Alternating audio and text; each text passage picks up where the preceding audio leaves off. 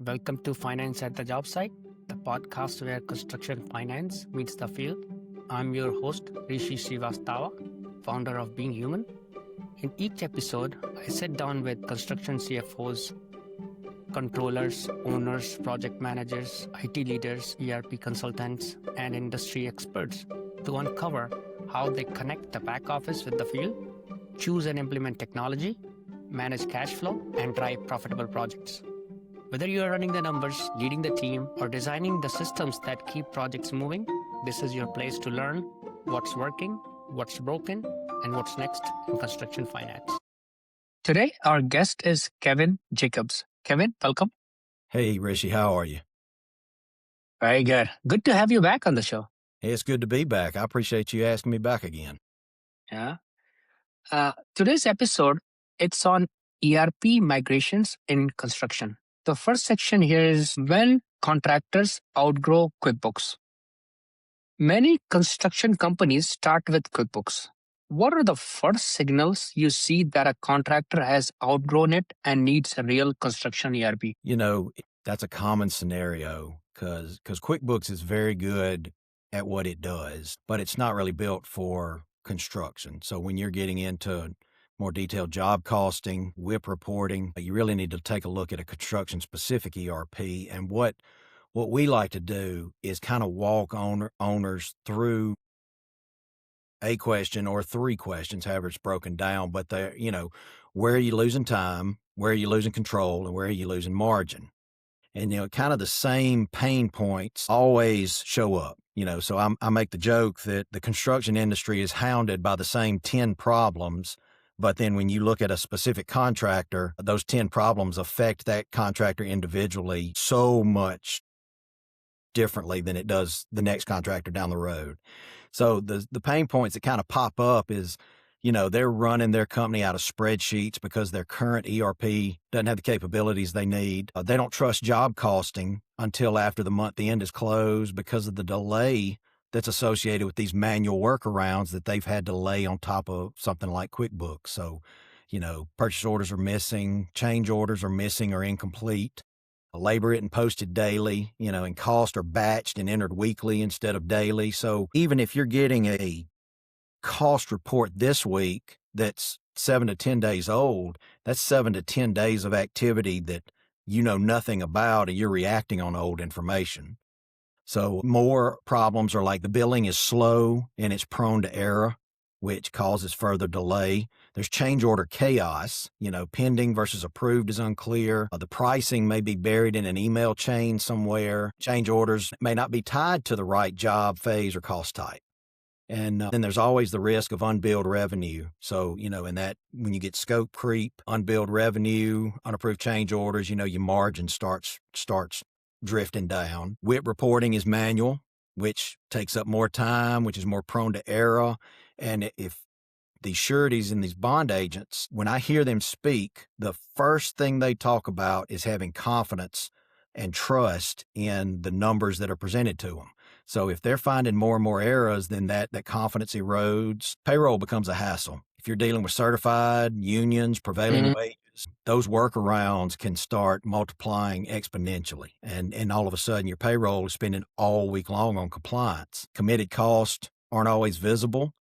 Equipment costs are unclear. There's integration bottlenecks. So if you've got QuickBooks in the back office, but your field is using Procore or something more advanced like that for project management, sometimes they don't always integrate, seamlessly. So that's a list. There's more, but that's probably the most prevalent problems that pop up.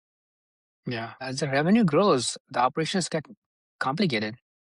Well, yeah, revenue is a bright, blinding light when it comes to exposing problems.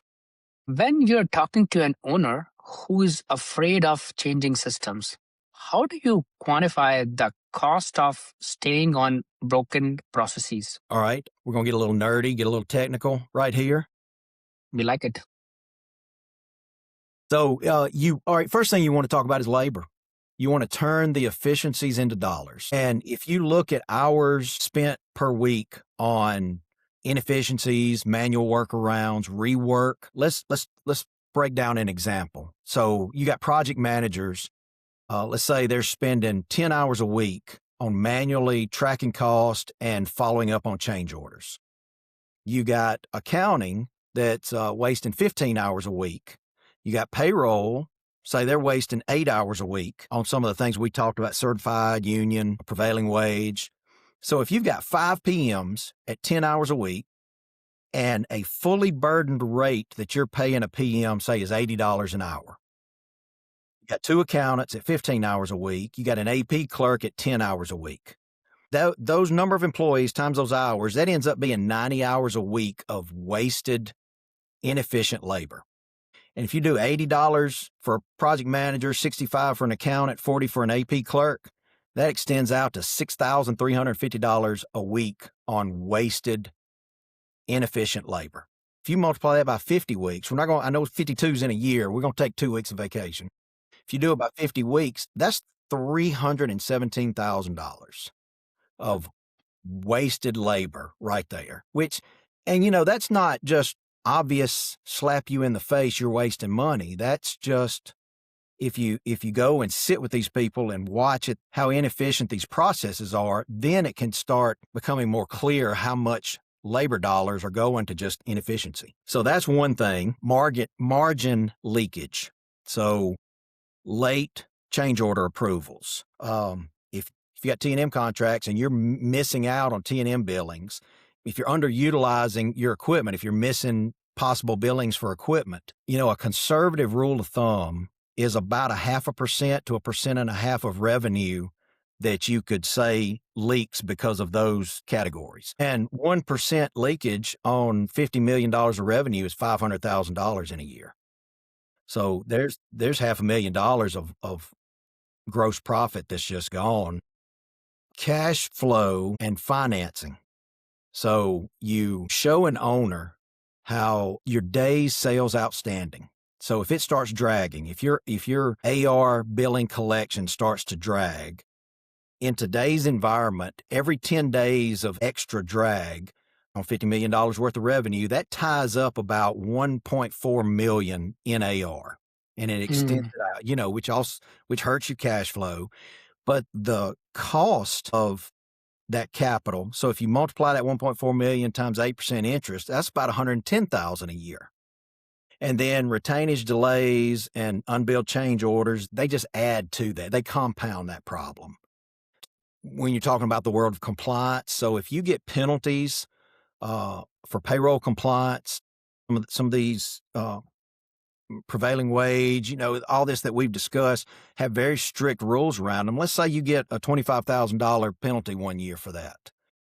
Not to mention that dirty books increases your audit cost because that CPA is spending more billable hours cleaning up your books before they begin the audit than if you just handed them a clean set of books.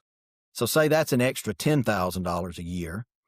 And then something else in this risk compliance world is what we were discussing earlier with sureties and bank relationships. It's hard to quantify, but if you have a weak WIP report, it erodes trust and it can increase your bonding rates, or it can limit your capacity, which leads to missed work. So if you can't increase your bonding capacity to bid on that new, larger opportunity down the road, that's missed money.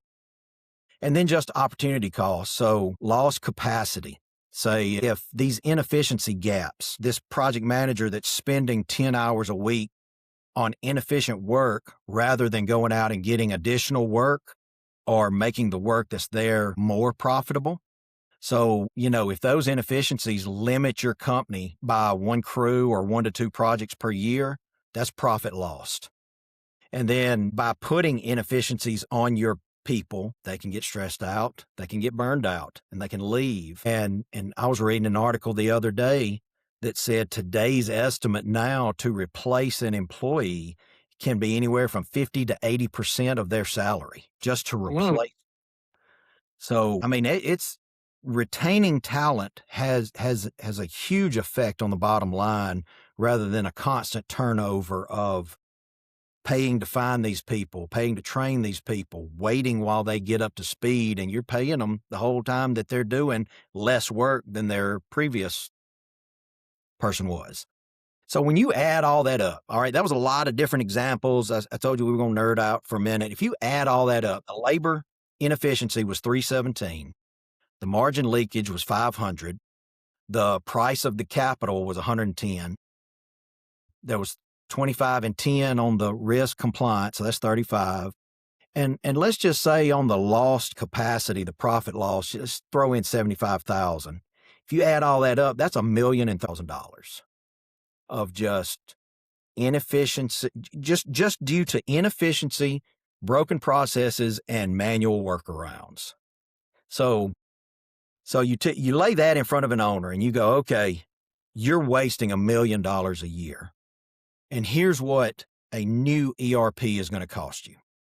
Now, we can talk about the psychology side of everything because people are afraid of change. We were talking about that earlier. So you have to deal with that. But then just on the financial side, you're looking at implementation cost, you're looking at annual subscription, and maybe some additional training in there.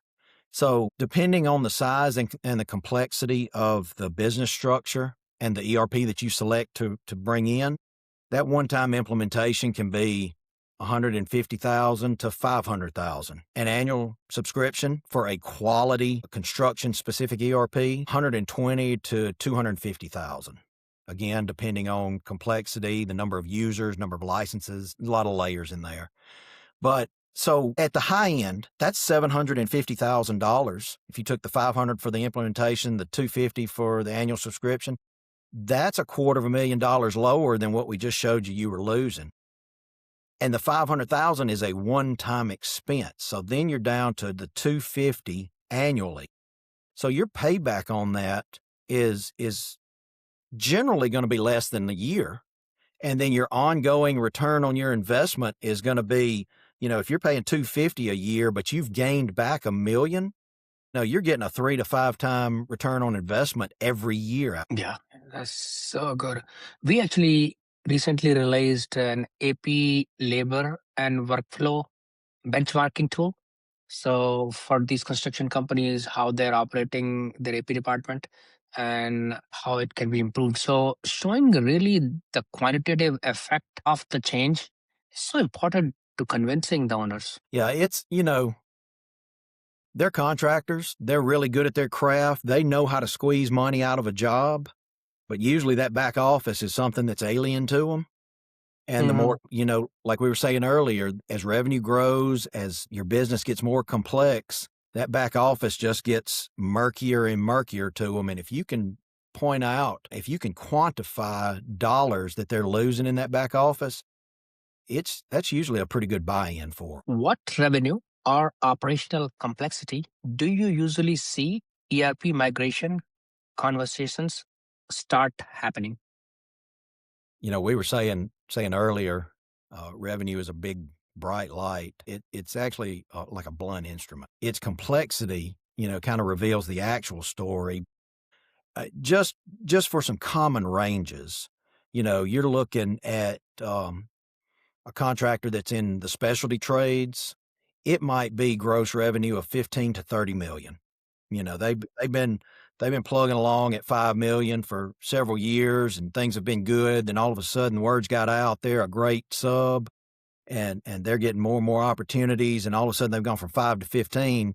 Well, 3 times the volume stresses those processes. General contractors, it's usually like 40 to 65 million. And then like heavy civil, self-performing, it's about 25 to 50 million. And that's in a revenue range. Now, some operational triggers, the number of active jobs you've got going on. If you're used to 100 and all of a sudden you're up to 500, that stresses it. If you start working in other states, so if you're in multiple states where you used to just be in one, if you start taking on more union certified payroll, if you have moved into a heavier change order volume environment where you're used to very few change orders, now there's just tons coming through every week. if you've opened up other divisions, so you got multiple divisions you're reporting on now, public government work, the amount of equipment you've got rolling and you have to keep up with, especially if it's T&M and you're billing for individual pieces. And then if your billings are getting slower and slower and that day's sales outstanding keeps starting to drag, those are some triggers where people really start getting interested in new software. To Delta Computer, he's a CFO who's considering the move, but he's looking to have another 10 million in revenue, so 30 to 40. When he gets there, he's saying that he's gonna make them. Well, it'd probably be a lot better if he'd go ahead and do it now. Put that framework in for that growth, because the longer he waits, the more stress that's going to be on that process or those processes. And it's going to be, his employees are going to be burned out, stressed out anyhow. And then to come in and ask them to do extra work each week on a new ERP implementation might be a good move for him to do it now. Maybe I need to put him in touch with you. Yeah. Yeah. I definitely throw some ideas at him. Yeah. What types of contractors tend to delay migrations the longest, and why? Well, going back to like some of the differences we broke down on revenue. So if you're a sub and you're working in one state, no, you don't deal with unions, your jobs are short duration, they don't usually overlap 12 months. They usually are a hard sell because there's lower compliance burden. There's the idea that they can get by with spreadsheets and QuickBooks, and hey, what we've been doing works. And kind of in that same vein are like family owned firms with a stable customer base. They don't have heavy external reporting demands outside of their bank and surety. They may not even have surety. They may not need bonding. So it's kind of the same mentality. If it's not broke, this has been work. This worked for my daddy. This worked for me for the last 10 years. Why do we need to change?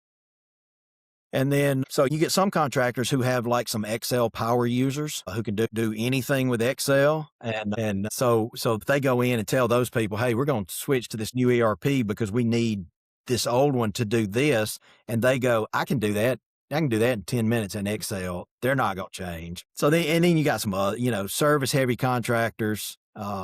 They may not have a platform with their customer that's doing what they need. And then, if they're not using any external technology like Procore or any other advanced project management tool, they may not need to change anything either. Yeah.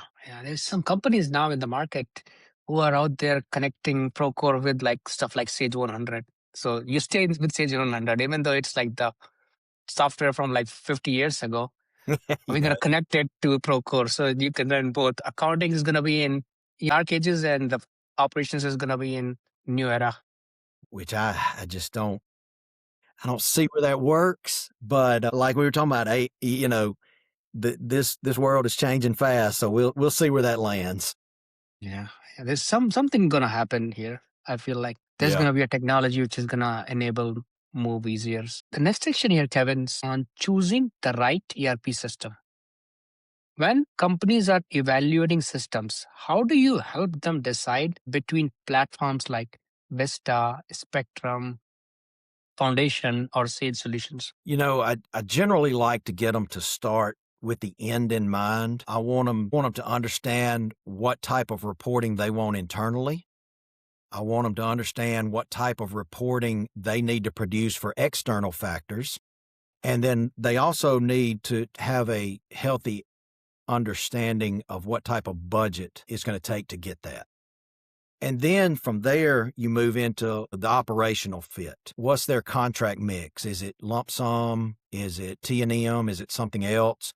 Do they self-perform? Do they just manage projects? Some softwares, have nuances in there that are better than others. So if you start with those two, and then kind of, if you've thought of it as like a weighted scorecard, kind of look at 8 or 10 packages that are out there, but then kind of narrow in on the 3 or 4 that get you to where we just talked about.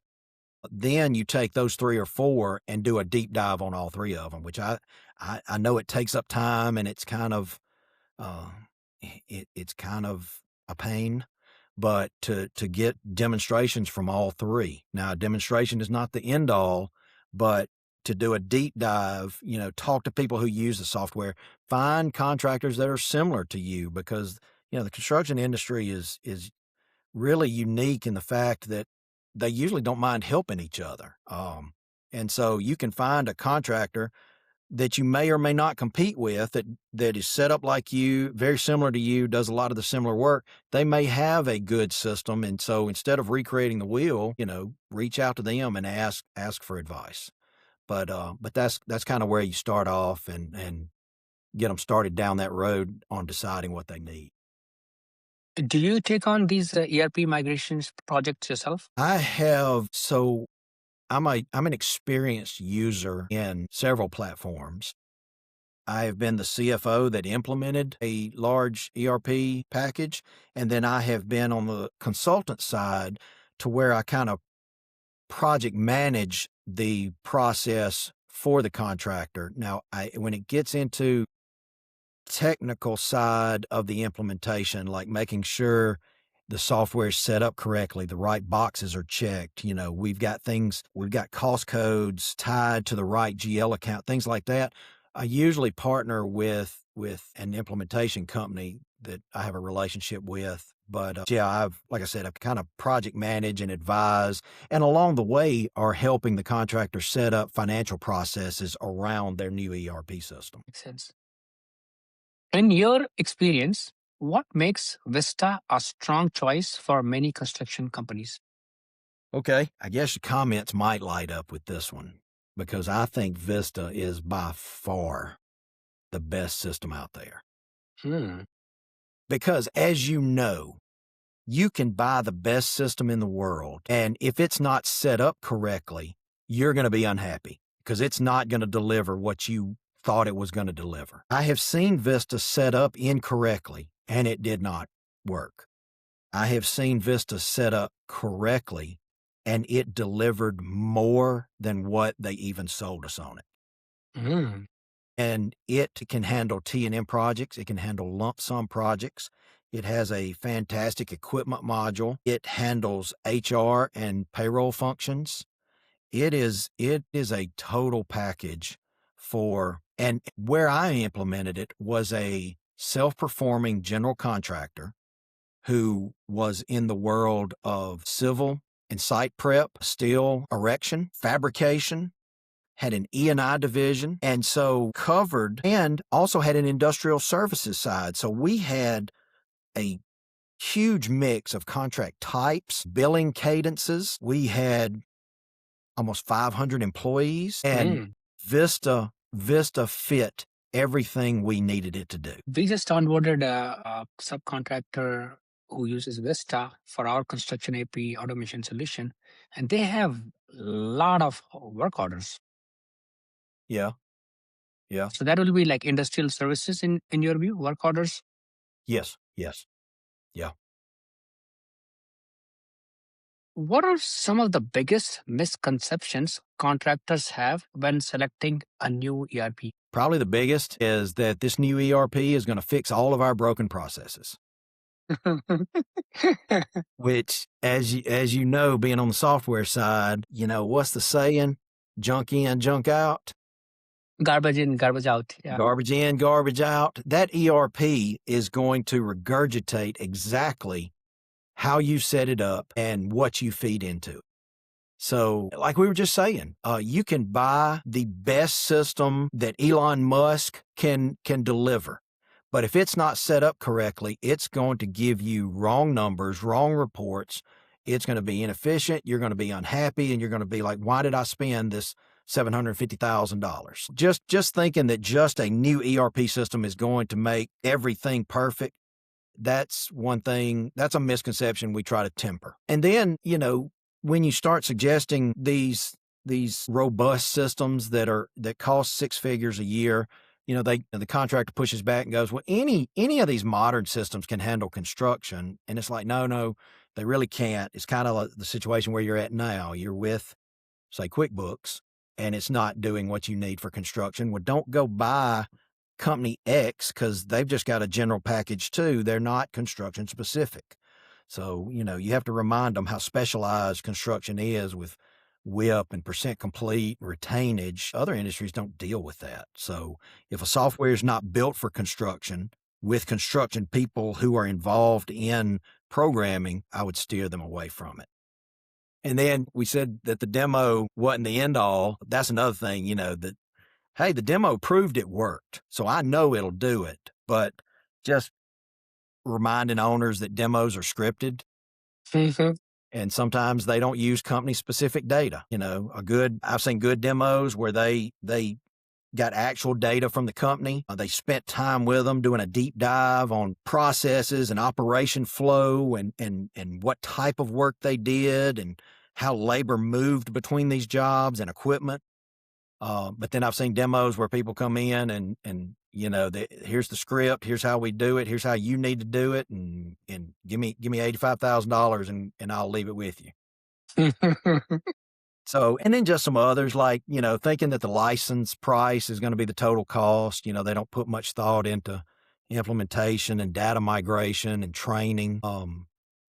There and then thinking they're going to customize it, like, hey, just let us get it in here and then we'll customize it the way we want it. That adds cost and complexity. And then the first time the company upgrades the software, all your customizations disappear. So it's just, it's walking them through all of that because it's explaining to them Mhm. what they don't know yet. It's not that they Yeah. can't understand it. It's just that they've never been exposed to it. Yeah. Our world has gone so much in GDP up because of the division of labor, right? I mean, if we all started doing the same thing, we would not have the kind of conveniences and the luxury that we have in the world. So you do your best stuff, I do my best stuff, and the contractor does their best stuff too, Yeah. you know? Yep. Absolutely. The next section is what an ERP migration actually looks like. People often underestimate ERP implementations. What are the major phases of a typical 9 to 12 month migration? Is pretty common to get the question from an owner, a contractor. Hey, why is this going to take so long? I mean, I'm looking at having this thing in and going, and my people using it in 3 months. And it's just like, you kind of have to remind them that it's just like a job where you're moving labor and equipment and material 2 states away. There's the initiation and mobilization phase. So that's the first Mhm. couple of weeks, and then you're into discovery. So you're doing your deep dive and you're figuring out, what's really going on in your current system and then your future design on what you want your new system to do. So that can take, starting in week 3, that can take 2 to 4 weeks right there. And then you get into cleaning up your data. You don't want to bring bad data over to your new system. And then 2, you have to make sure that you've got a clean set of books to end with in your old system. That, depending on the depth of that data, how dirty it is, how complex it is, that can stretch on for a long time. And then you start building and configuring your new system. So you're going through and you're creating your chart of accounts and your phases and your cost codes and your departments and you're building all of that system just like you've poured the concrete. Now you're putting the steel up, you're putting the skin on the building, you're putting the insulation in. It's just like that. So I always try to get them to visualize one of their jobs. Just because you're sitting at a desk punching keys on a computer doesn't mean that it's just data entry and you're not really doing a whole lot. So it's the build and configuration would be the next step. Then you start integrating. So you start testing. You start looking at small pieces of the pie and how they're working. Are they working like we thought they were? This test worked well. Okay, let's move on to the next one. This test didn't. Well, let's take a step back. Let's look at the build and how it's configured and rework it. And so all of this, the length of it, when we say 9 to 12 months, if you want to get closer to that 9 month, all of these steps I'm talking about take planning. Just Mhm. loads. If you think you've planned and prepared enough, you need to look at it again. So then you get into actual testing. So once you've tested these small pieces, then you get into testing the entire system as a whole.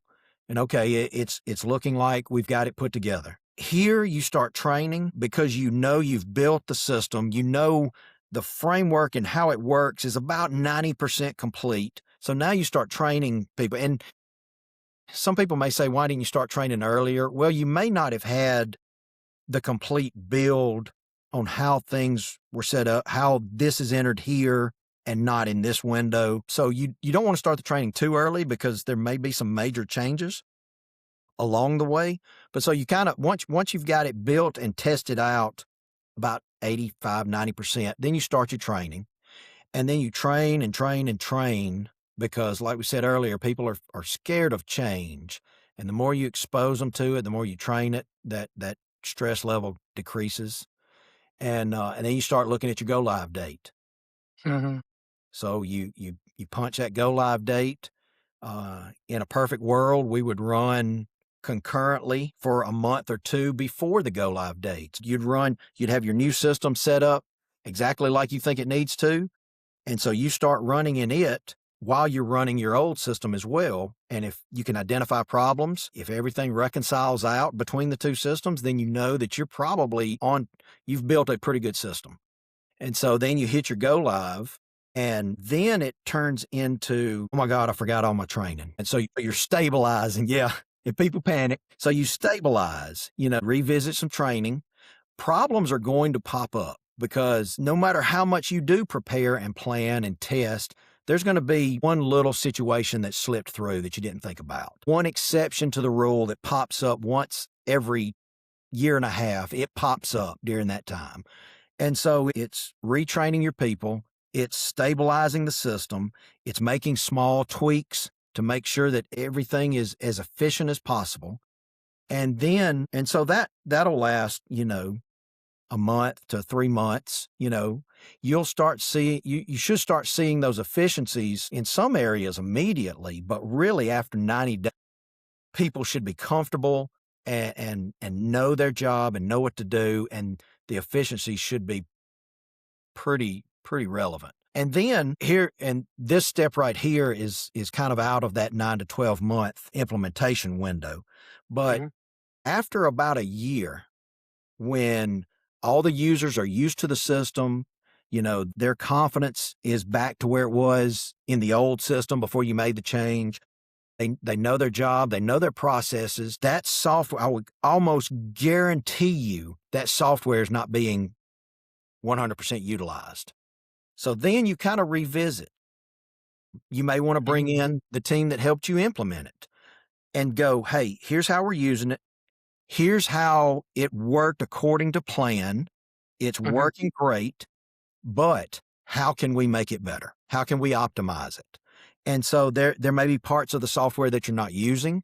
There may be upgrades since then that can make it better, or that it may be part of the plan that my people are going to need more training. And here are some pain points that we are experiencing with this software. What can we do? It's something maybe we didn't think about, or it's a new situation that popped up. How can we make that pain point less of a pain?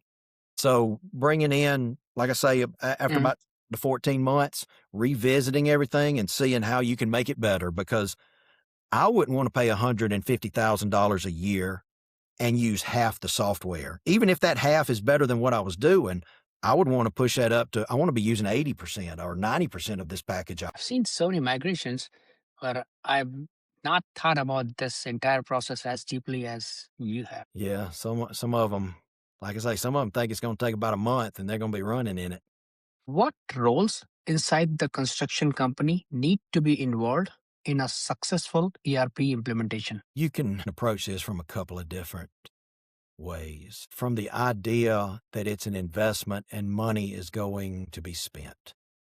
You need to have ownership. Maybe, I don't want to say anyone in a leadership role, but definitely, your CFO, your controller, your head of operations, anyone in accounting needs to be involved in this. You need project managers, you need IT, you need HR. And this all depends on how you're set up.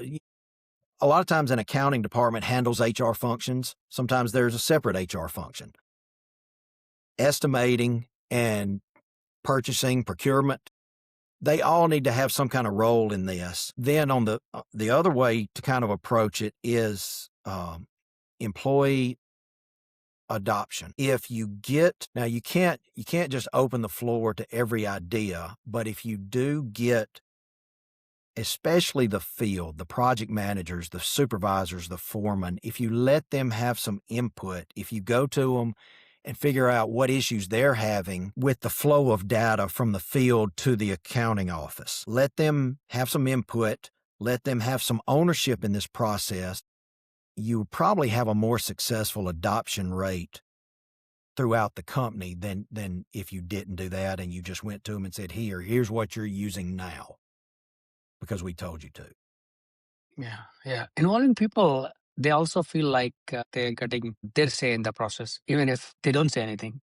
Yeah, yeah, yeah. If you just invite them to the meeting, some Yeah. people are happy just being there. You mentioned companies sometimes dedicate around 10 hours a week internally.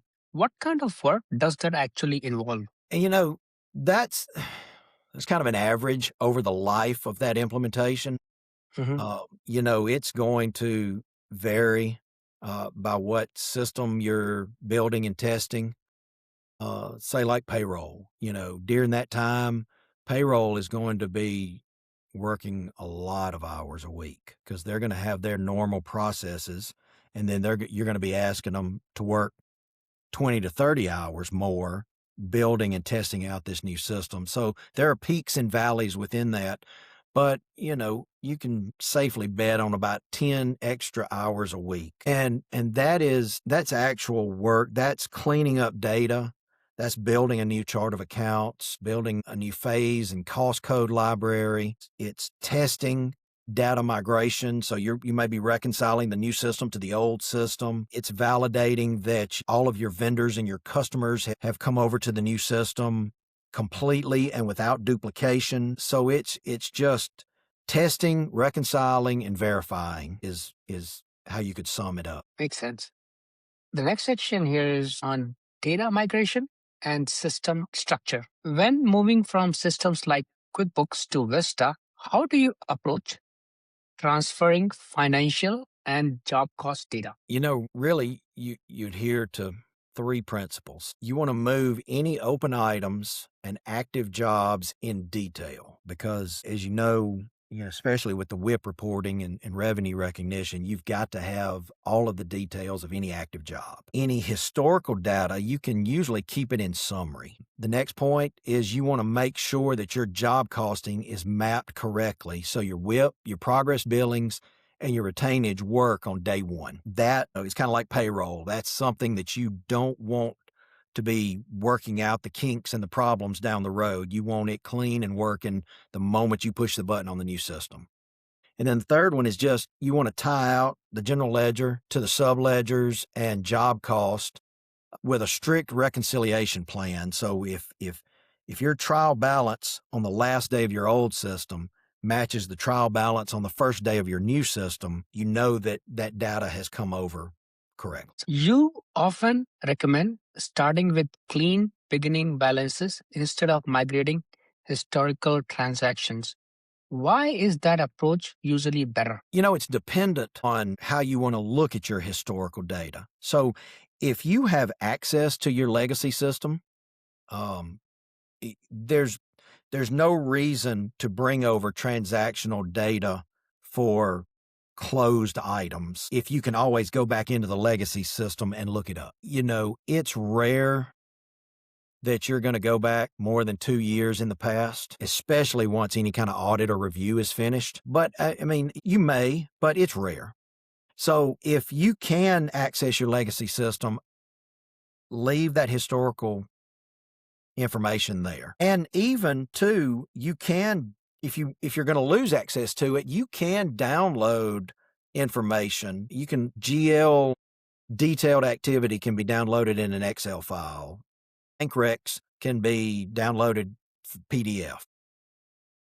And you can have that stored somewhere safely. I recommend a copy stored on site and a copy stored off site. And the reason you want to look at doing that is because if you migrate transactional level data from the old to the new, it's going to be very, very labor intensive and it's going to be more expensive. It's going to require more intense mapping. It's going to require more testing. And like I say, it's just going to cost a lot more money than if you just had clean ending balances in the old system so that you have clean beginning balances in the new system. I like that 2 years marker that you gave. Most of the time, you're not going to get audited past 2 years.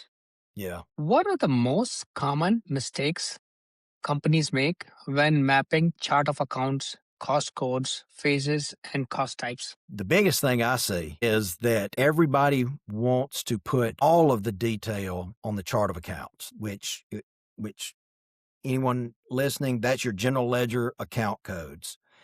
And there are subledgers, and we'll take payables, for example. There's a payables subledger that houses all of the detail and feeds into one general ledger account on the chart of accounts payable. I see people that want to design the chart of accounts to where all that detail lands. So you may have 20 accounts payable general ledger accounts on the chart of accounts. So then you multiply that by all the different categories in that chart of accounts, and all of a sudden you got 1,500 general ledger accounts when you could get by with 200. That's probably one of my pet peeves because the reporting that you get out of these systems is how, the chart of accounts is kind of like your backbone to the entire system. It all feeds into your chart of accounts to drive the reporting that you need. So use the system, use the subledgers, use what's in there, how it's supposed to be used. So that's number one. I see chart of accounts that don't make a clear distinction between direct job cost and indirect overhead. Mm.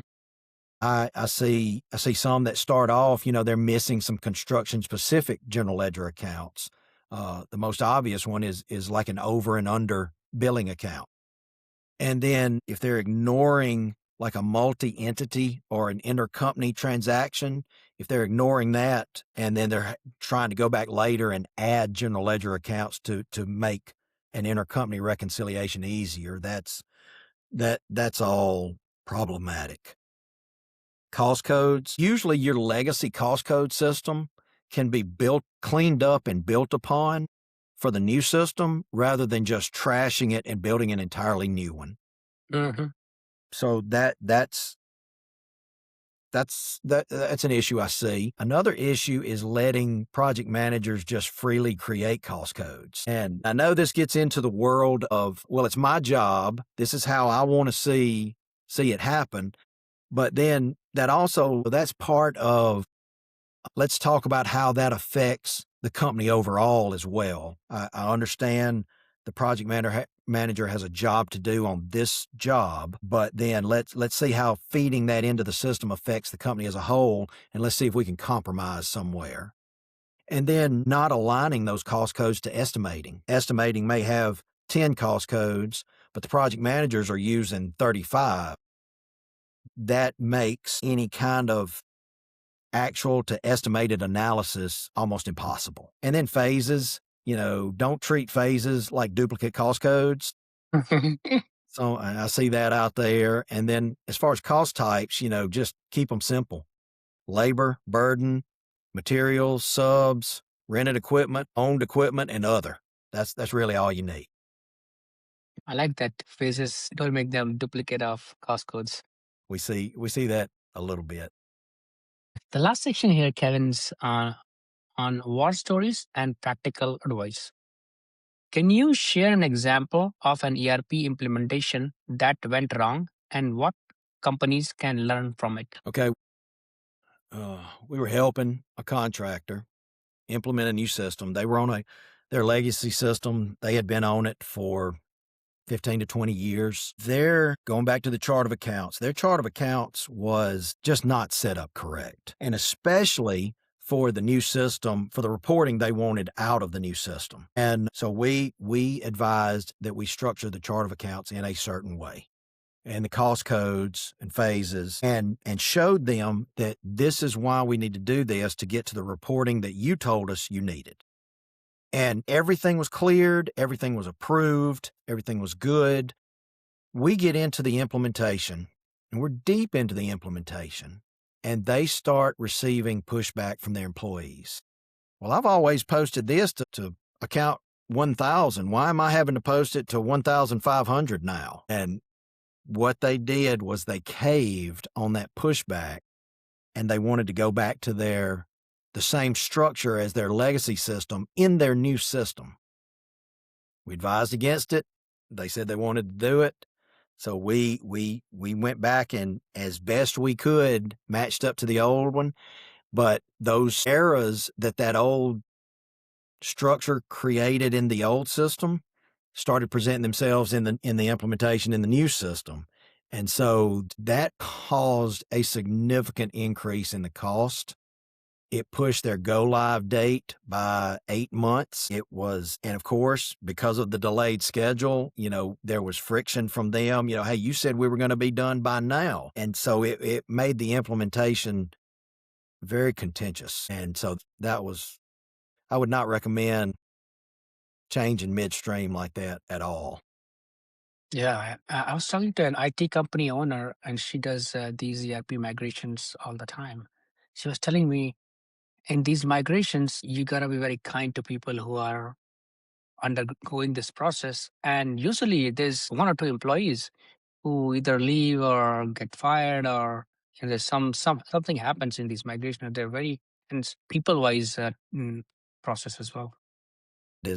That's true. I tell you what I've seen was on the CFO side, and we were beginning to implement our new system. I had someone tell me, hey, watch everybody in the company. You're going to have your early adopters. You're going to have those who adopt very fast. You're going to have those that you bring along kicking and screaming, but they will adopt. And then you're going to have that 3 to 5% who won't adopt for anything in this world, and you're going to have to let them go. And I saw that play out in my own experience. And it was, you talk about someone who had been there for 20 years, they just absolutely refused to go to training, to be a part of building the system, having any input. And then once it got there, still trying to work with them to let them be a part of it. And at that point, they try to jump in, but then they're just making error after error. And then just to get to a point where you just had to separate. It's a very tough project, ERP migration. Yeah, it is. But, the lessons that they can take from that story, other companies can, is, you, like we said earlier, you plan, and then stick to the plan. Don't panic. The plan is good. It was good 3 months ago. Now that we're in the weeds and things are hard and there's some resistance, don't panic. Just push through. In software world, there is, when someone's building a new software, there is a phrase, pivot or persevere.